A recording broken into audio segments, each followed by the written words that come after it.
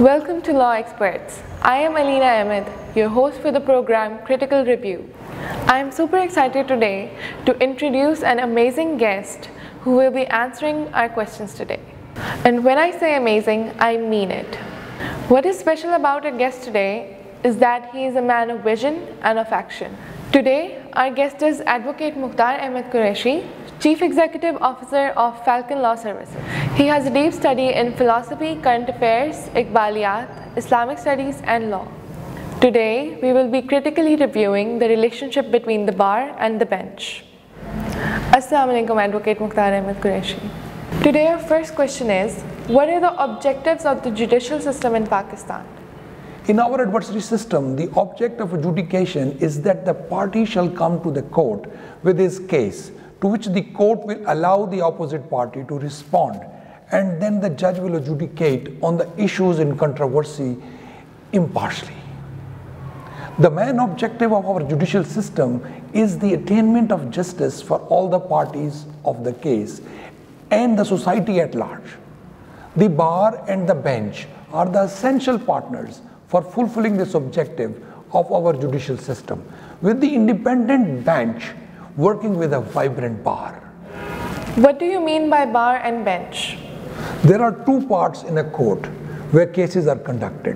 One is called the bench, that is the place where the judges take their seat, and the other is the bar, the place where the advocates stand. The judges are known as the bench and the advocates are known as the bar. The relationship between the judges and advocate is referred to as the bar and the bench relationship. What are the powers of the bench? In Pakistan, there is no office of such powers as that of a judge, as the powers which are held by the judges are greater than any other functionary. The citizen's life, liberty, personal, domestic happiness, reputation, and property all are subject to the wisdom of the judges, and all the citizens have to comply with the judge's decision. If the judges become corrupt, there will be no security left with citizens to life and liberty. And also there will be no guarantee of personal domestic happiness for them. Thus, the state needs a judiciary that is strong, powerful, and impartial. What would you like to say about the powers of bar? An advocate should be fair not only towards his client but also towards the court and the opposite party of the case. The process of administration of justice has to be kept clean and uncorrupted, as it not only concerns the bench but also the bar. The principal ground for recruiting judges is the bar. Both the judges and the advocates complement each other. The main duty of an advocate is to present the case in the court by informing the court about the law and the facts of the case, and to help the court in arriving at a conclusion. The advocates can claim their right to be heard by the court before which they are practicing. While performing their duty, they shall be fearless and independent, and also they have the right to protest against any irregular procedure done by any judge. He would be perfectly right to ask for a proper hearing and to object to any interruption made by the judge that disturbs him while he is arguing the case in the court and performing his duty towards the client. Would you tell us something about the duties of the bench? In my opinion, if the judges look after these 9 duties, I think their job will be done. Number 1, they must do patience hearing. Number 2, they must be impartial and shall not do anything in favor of his friend, relative, or any party. Number 3, avoid interruptions. When advocates examine witnesses or argue in a case, the judge shall make sure that there are no interruptions. Unwanted interruptions or bad comments by judges during the hearing of the case disturbs the advocates. As a result, he may not be able to present his case properly, but the judges can interfere in circumstances such as to check the relevancy of arguments put forward by the advocates, to get clarifications on a point that is not clear to the judge, to express his opinion on a point, to seek interpretations of statutes in order to remove the ambiguity or inconsistency, or to know the actual meaning of the provisions. The judges must not give unreasonable adjournments. They must make sure that there are sufficient grounds exist for giving any adjournments. Number 5, they must do speedy disposals of the cases.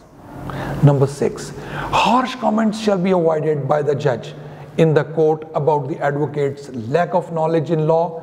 Similarly, without any sufficient reason, they cannot ask the advocates to leave the court. Judges should possess a calm temper. Number 7, the protection of the independence of the judiciary should be the prime duty of the judge.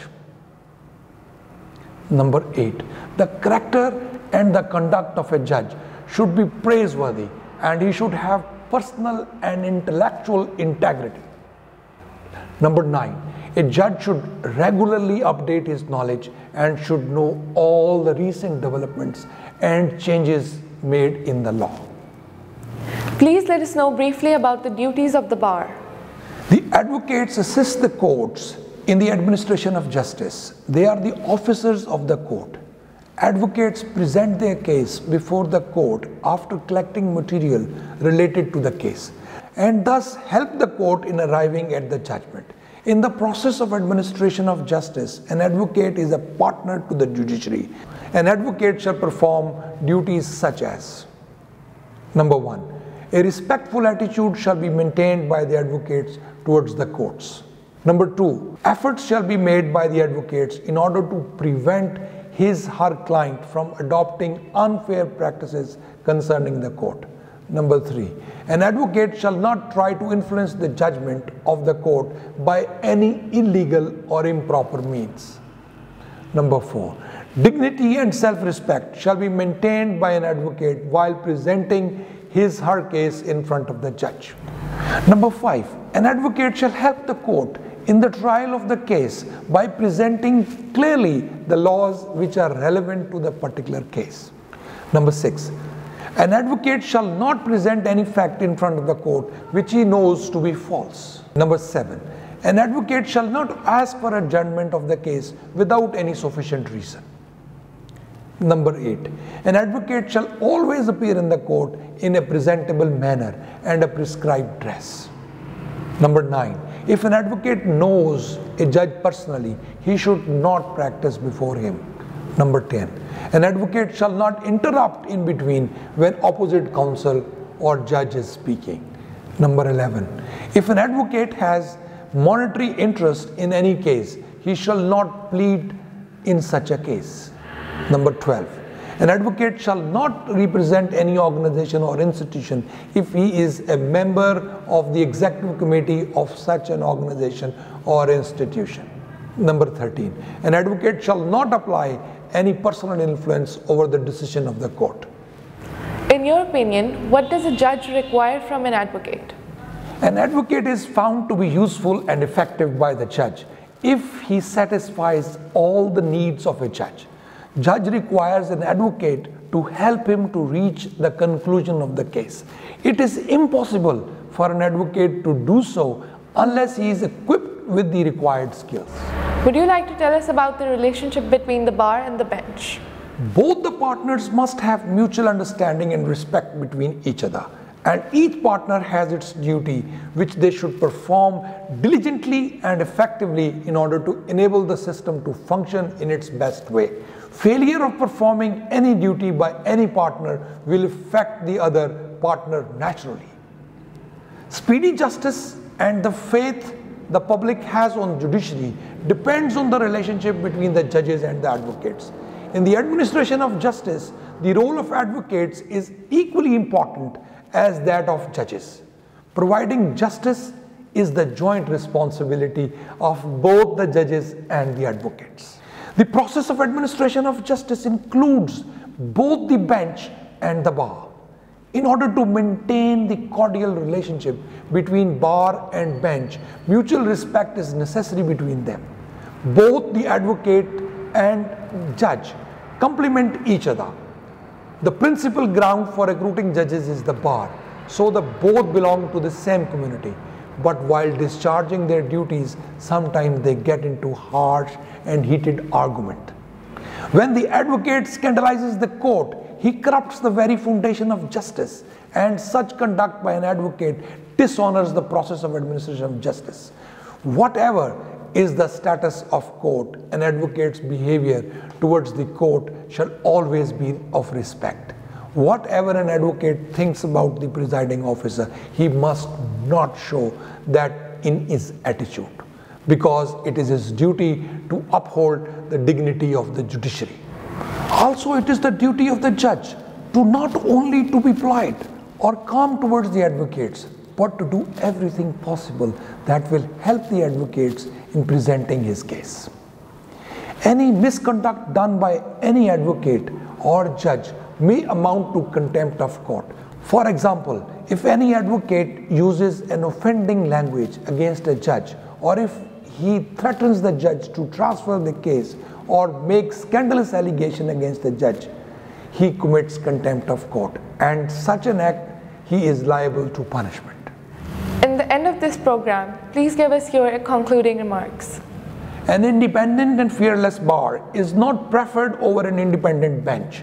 Similarly, an independent bench is also not preferred over the independent and fearless bar. Neither of them is superior over the other. Both are essential for a free society. The freedom given to the bar requires an independent judiciary through which, if necessary, the freedom that is given to the bar be vindicated. A well-behaved, responsible, cultured, and learned bar is one of the potent means of assuring judges their independence.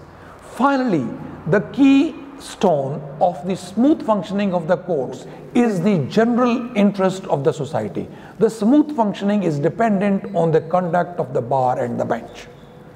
In my opinion, a platform should be provided where meaningful meetings between the judges and advocates are held at regular intervals, such that they can put forward their difficulties in front of each other to be sorted out. This will help in strengthening the bar and bench relations. Thank you very much, Advocate Mukhtar Ahmed Qureshi, for your precious time. I'm very grateful for having you with us today. Thank you for watching Critical Review, and keep watching Law Experts. Allah Hafiz.